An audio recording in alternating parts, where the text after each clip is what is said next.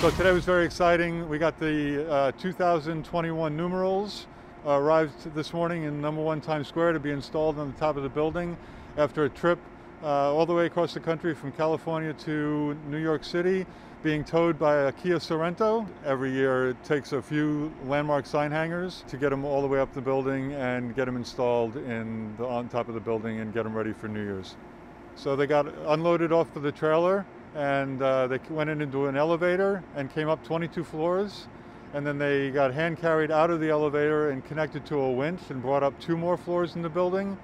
Then they got hand carried another floor up to the roof, to the outside, and then they got connected to another winch, and they got pulled 75 feet into the air to sit on top of the sign and to get installed at the top of the building.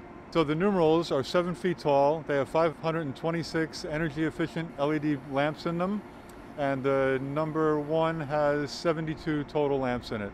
These numerals are seen by over 1 billion people on TV at home and millions of people during the year if they come to visit Times Square throughout the year. So they have to look amazing.